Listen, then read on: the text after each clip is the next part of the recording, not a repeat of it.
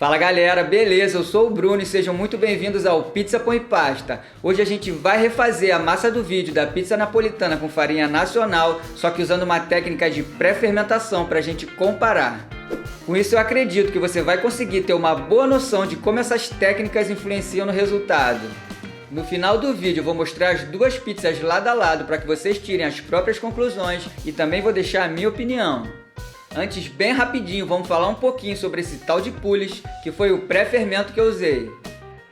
O Polish é um tipo de pré-fermento e os pré-fermentos são utilizados para agregar sabores, aromas e texturas nas massas de pizzas e pães.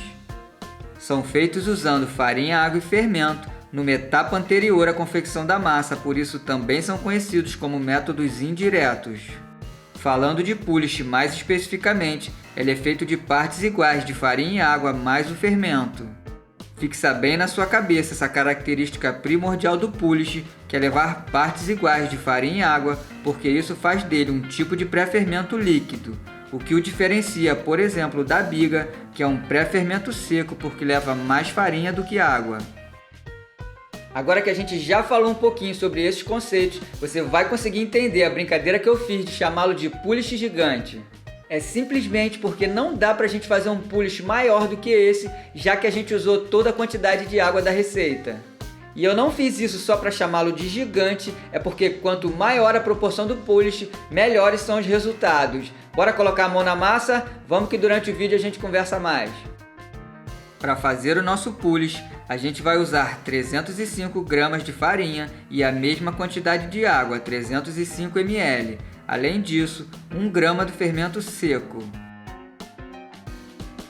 Bem fácil, é só misturar a água e o fermento e mexer com uma colher. Faça isso até o fermento ser totalmente dissolvido, como você está vendo aí no vídeo. Agora a gente vai adicionar os 305 gramas de farinha e eu recomendo que você use um recipiente de pelo menos 3 vezes o tamanho do Polish, porque ele vai crescer, ok? E aí vamos mexer com uma colher até misturar tudo. No final ele deve estar com essa aparência. E agora dá para entender porque ele é um tipo de pré-fermento líquido, né? Eu vou pré-fermentar essa mistura em geladeira por pelo menos 12 e no máximo 16 horas. Depois disso, a gente retira da geladeira e note que ele praticamente ainda não cresceu. Vamos deixar 1 hora em temperatura ambiente, aí sim espera-se que ele pelo menos dobre de tamanho, como você está vendo aí na tela.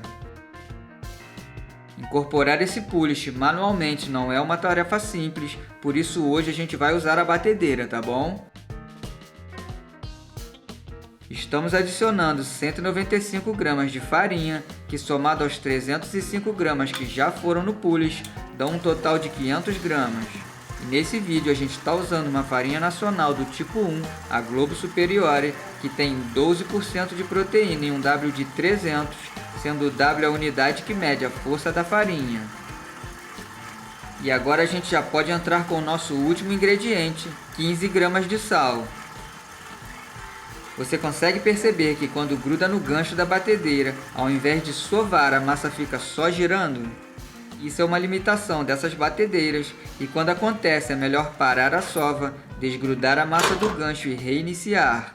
Isso é comum de acontecer e é algo que vale a pena ficar de olho.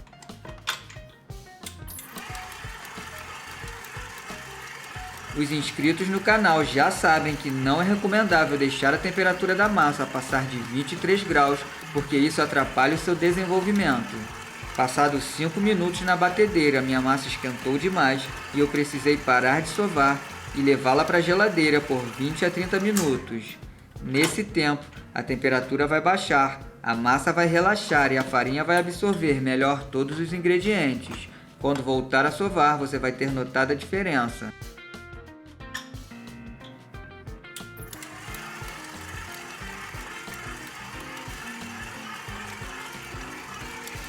Mais 3 minutinhos na batedeira e eu opto em parar por aqui. Hoje o dia está muito quente e eu vou dar mais um descanso na geladeira para manter a temperatura.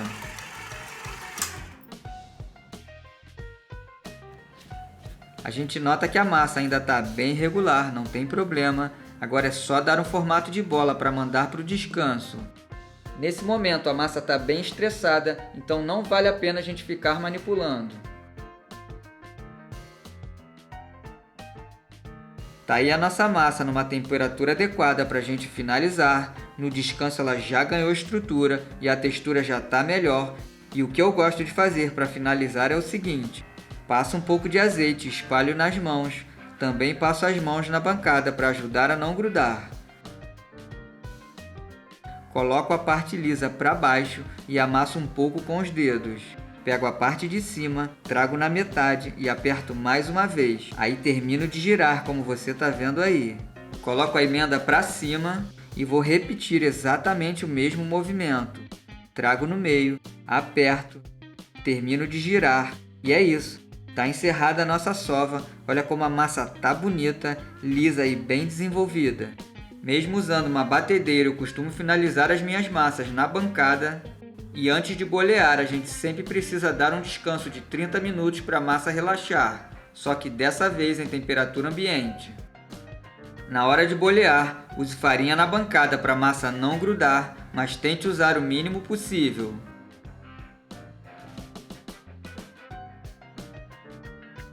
Nas quantidades que a gente passou, essa receita rende 3 bolinhas de 270 gramas que você pode usar para abrir discos de 30 a 35 centímetros.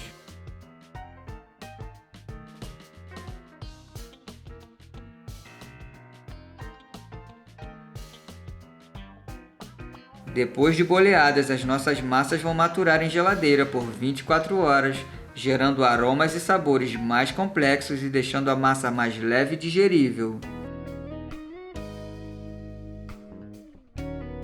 Quando retirar da geladeira, deixe as massas em temperatura ambiente até as bolinhas dobrarem de tamanho. Esse é o momento certo de assar. Aproveito para te convidar a se inscrever no canal. Se você gosta de fazer pizza, está no lugar certo. Aqui a gente ensina vários tipos de massa de pizza e com certeza uma delas é perfeita para você.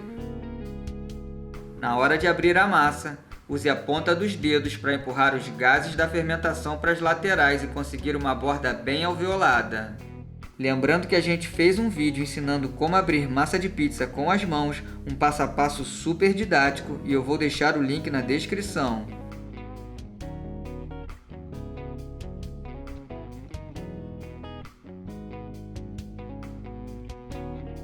E tá aí, a nossa massa tá aberta, mas antes eu vou te mostrar de onde eu tirei o sabor que a gente vai fazer hoje.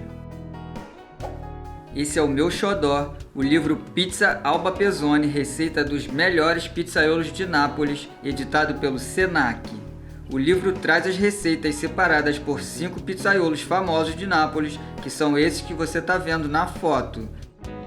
Na minha opinião, na parte das massas deixa um pouco a desejar, talvez eles tenham guardado alguns segredos. Humildemente acho que você está mais bem servido de informações aqui no canal.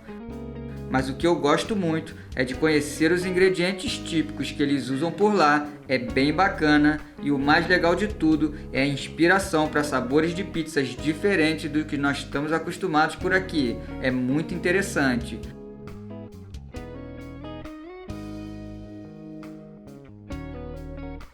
Inclusive o sabor de hoje, a margherita AOC com tomatinho do pizzaiolo Enzo Coccia. Se tiver interesse, o link vai estar na descrição e comprando pelos nossos links você está ajudando a manter os custos do canal. Vamos voltar para o vídeo. A gente começa colocando azeite, já que nessa pizza não vai molho de tomate. E em seguida adicionamos queijo parmesão. Além da mussarela fresca, que aliás temos um vídeo ensinando como fazer e o link vai estar na descrição. O tomate cereja nós vamos temperar com azeite e sal antes de levar ao forno.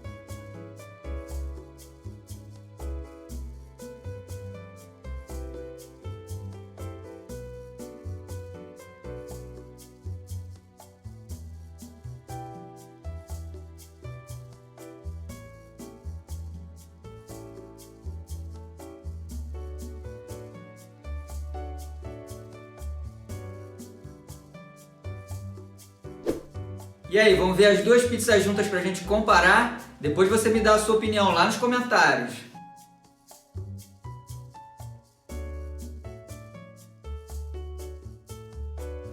E aí, o que você achou? Difícil, né?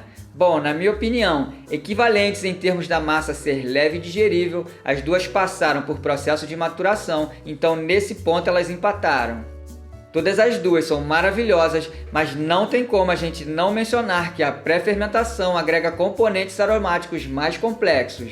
Isso é difícil de explicar, mas na boca, se for uma pizza com pouca cobertura, mais equilibrada, a gente realmente nota um acréscimo nesse sentido. Essa diferença é sutil, bem pequena mesmo, talvez quem goste de uma pizza com um pouco mais de queijo nem vai sentir diferença, porque mascara essa delicadeza. E aí, gostou do vídeo? Eu espero que tenha gostado. Eu sou o Bruno e esse é o Pizza Põe Pasta. Eu fico por aqui, um abraço e até a próxima!